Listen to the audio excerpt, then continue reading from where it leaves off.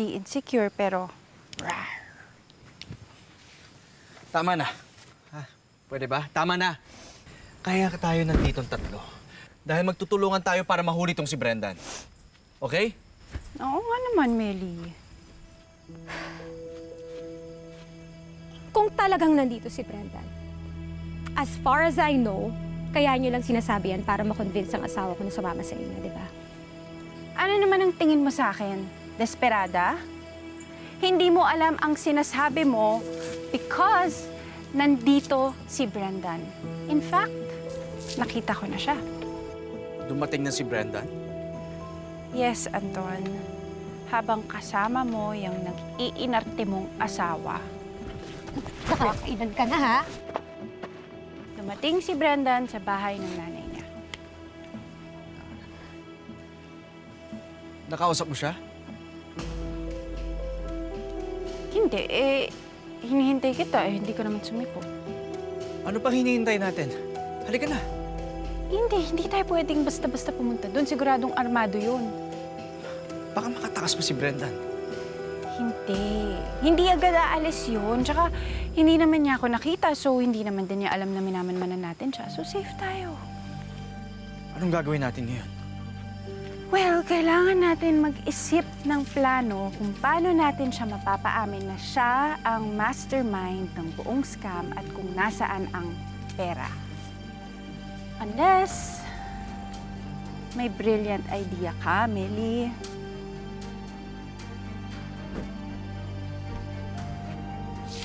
I thought so. Sige, tutulog na ako. Good night!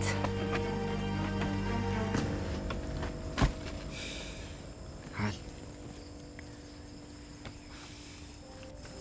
Dumating na si Brendan. Malapit na natin mabawi ang buhay natin.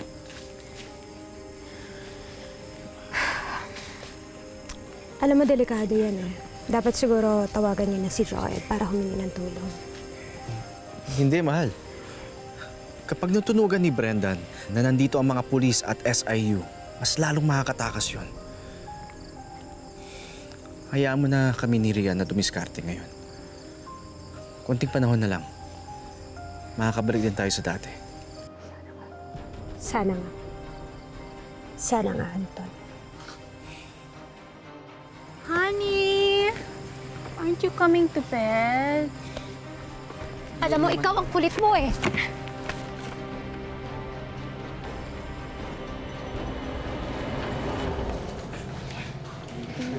Please, excuse me. Nakita mo ba yung babaeng kasama ko?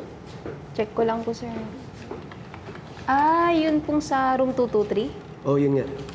Lumabas po siya kanina, kumuha po ng tricycle. Saan pumunta? Di niya po nasabi sa akin, sir, eh.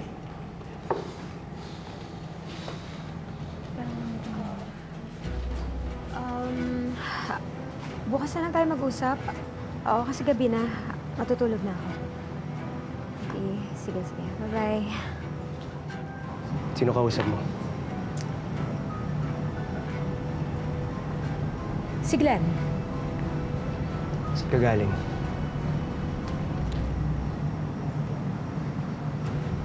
Sa... Naglakad. Naiinip kasi ako, eh. Talaga? Saan pa ba ako pupunta? Ewan ko. Makikipagkita sa asawa mo? Pinagdududahan mo ba ako? May dahilan ba para pagdudahan kita?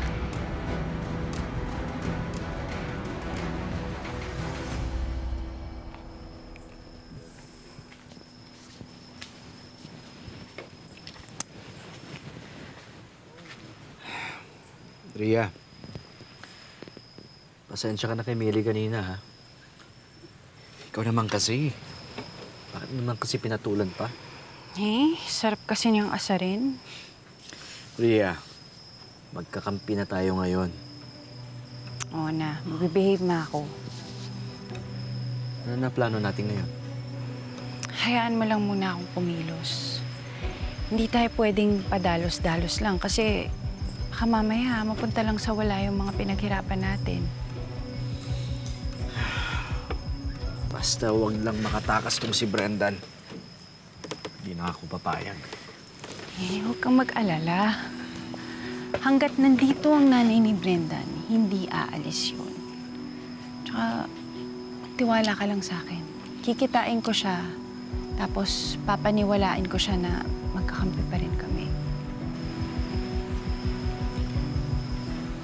Sigurado ka bang magtitiwala yun sa'yo? Oo, Anton. Mahal pa rin ako ni Brendan. At yun ang gagamitin ko laban sa kanya.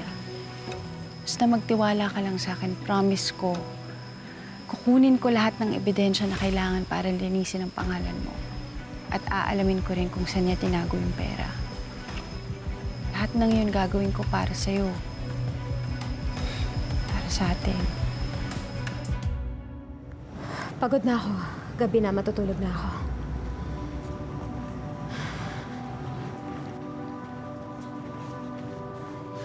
Billy, sandali.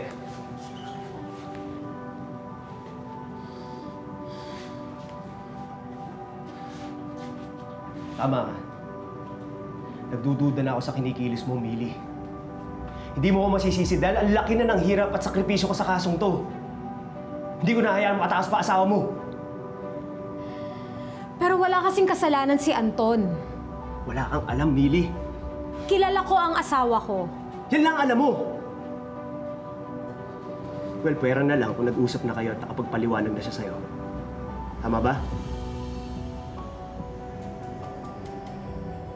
Wala akong alam.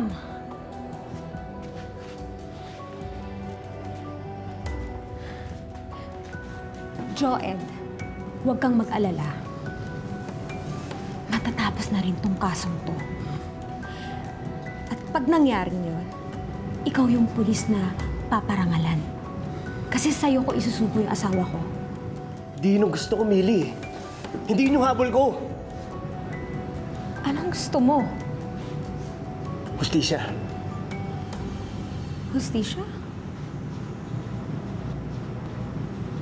Para kanino?